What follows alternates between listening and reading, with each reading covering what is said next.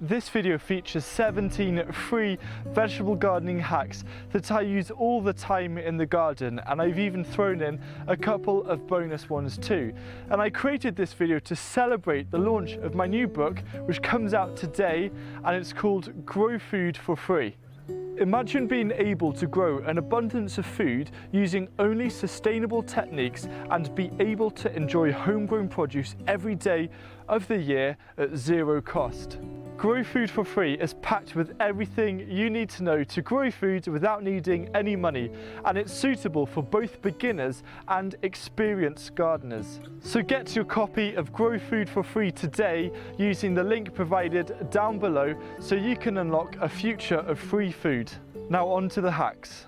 Ice cream tubs, yogurt pots and cream pots make the most amazing free plant labels. Carefully cut pots into strips around 1.5 to 2 centimeters wide, and then use a pen to write on the blank side. These plant labels can last for many seasons, and it is so easy to collect yogurt pots from neighbors and family. Use permanent marker for them to be waterproof and suitable to be used not just indoors but also outdoors. One of the coolest ways to grow potatoes is by simply placing them on the surface of a raised bed and then covering thickly with some mulch. This mulch could be something like straw, old hay or autumn leaves. Once the potato plants appear through the mulch, cover them again with more mulch and then let them grow until the plants are ready to harvest, which is around a couple of weeks after flowering, and simply pull away the mulch and pick out the potatoes. You can also try this method just using wood chip as a mulch. Brambles or any other thorny cane offer an excellent instant fence effect to help protect your seedlings from slugs. Cut the canes into 30 centimeter long sections and lay them like a fence around your prized seedlings. You can also stack 2 to 3 canes on top of each other, and it won't stop every single slug, but I can guarantee that it will make a huge difference. Suburban and rural areas are full of wild brambles that need clearing. So instead of just clearing and burning all of the brambles, we have an excellent use for the canes in our gardens and allotments to help keep slugs away. This won't be suitable for every single climate, but I try and garden in accordance with the weather, and I always prioritize sowing seeds and transplanting seedlings during or right before some heavy rain. This means you save yourself the time of watering afterwards and also using up your water storage, because the rain will do all of that for you. Fellow YouTuber Steve from The Optimistic Gardener has come up with an excellent way to repurpose pallets into creating our own seed trays. And if you have spare nails or screws lying about, or even repurpose the nails from the pallets that you break up, then this can be a free project. Pallets can be found for free in many locations, and for example last year I picked up 3 pallets from a local tennis club. These seed trays have an added benefit of being as large as you want them to be and also plastic free. Create the frame and then nail the planks to the base. Just make sure that the pallets you use have the HT symbol, which stands for heat treated and not chemically treated. If you're struggling to create straight seed trenches in the garden, then look no further. Cut a piece of bamboo just under the width of your raised beds and lay it over the surface. Then press firmly down to a desired depth, lift, and you now have a perfectly straight seed trench. This amazing technique can also be done using an old broom handle or a long piece of wood. Another way for creating a perfectly straight line, which you can use for creating a seed trench or even for transplanting seedlings, is to find 2 sticks and a bit of string. Tie one end of the string near the top of one of the sticks and plant this stick on a side of your widest raised bed, and then roll the string out to the other side and cut it, leaving a bit of overhang. Now tie this end of the string to the second stick and then twirl it to the desired length. Both sticks planted at both sides and twirled taut will create a perfectly straight line.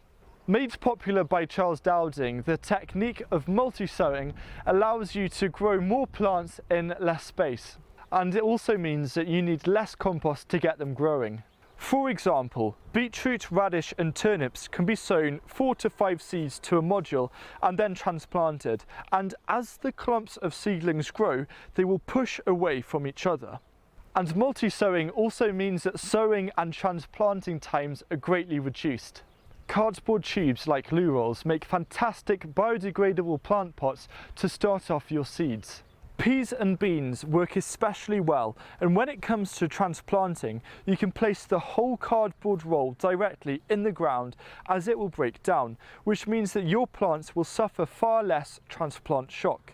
Fill the tubes with homemade compost and sow your seeds, and then store these in boxes such as old ice cream tubs or crates to prevent the compost falling out.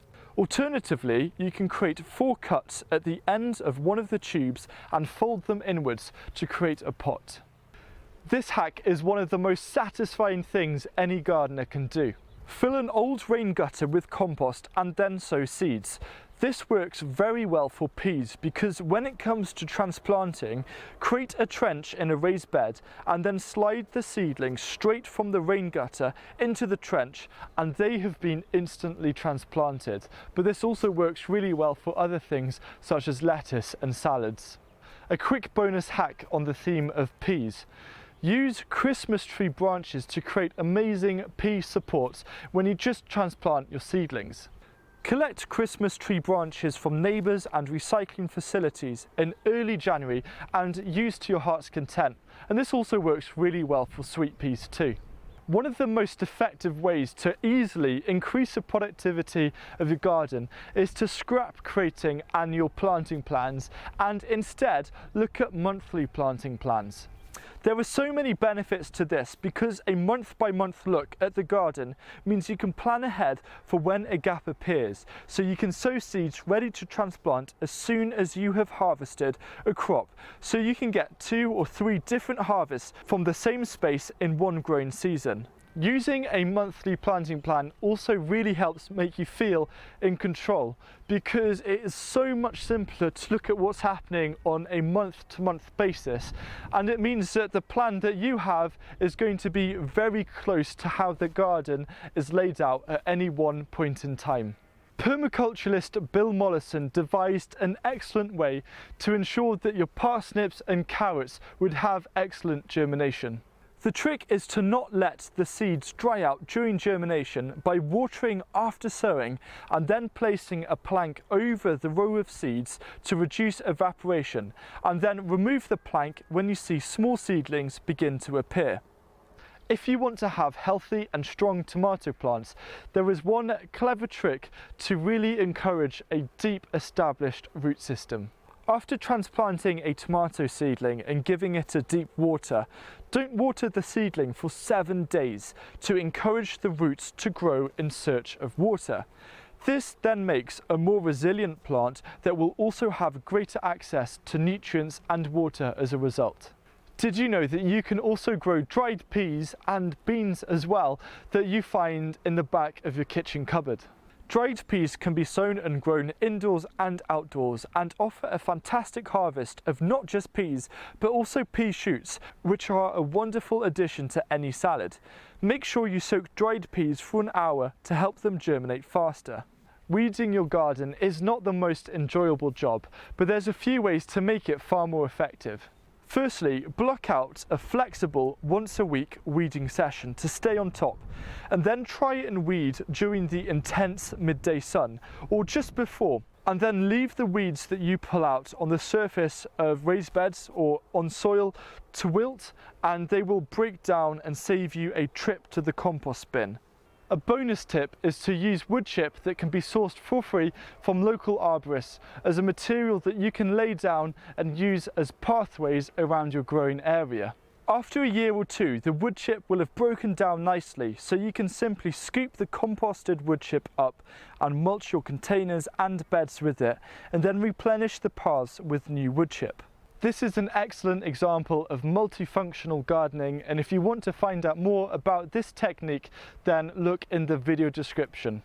A mind hack that works so well when you're feeling a little bit swamped with gardening tasks is to just focus on one thing at a time. Simply choose one task that is higher up on the priority list and start working on it, and don't move on to anything else until you have finished that specific task. This really helps focus you, and you'll feel much better after finishing that single task, because then there is less to be done, and the priority that I would choose is a task which will take up a lot of time, because when you blow that out of the way, suddenly everything feels a lot more doable. If you're not so keen on that, a different mind hack that you can do is prioritize all of the tasks in the garden that will take 5 minutes or less, and do these before you then do anything else. By doing this, it means you can tick off and complete the easy jobs first, one step at a time. For example, pruning a blackcurrant. And getting all of these quick wins will help trick you into feeling very productive. Next time you're in the garden, why not head up with a notebook and make a list of all of the 5 minutes or less jobs you can think of, and then do them one by one, because I find checklists are so easy and so useful, and it feels great just to tick things off the list. So there you have 17 free vegetable gardening hacks that you can start implementing in your garden right away. And if you found these hacks useful, then you'd love my new book, Grow Food for Free, which is full of loads of different hacks and techniques to really help you grow food without needing to spend any money.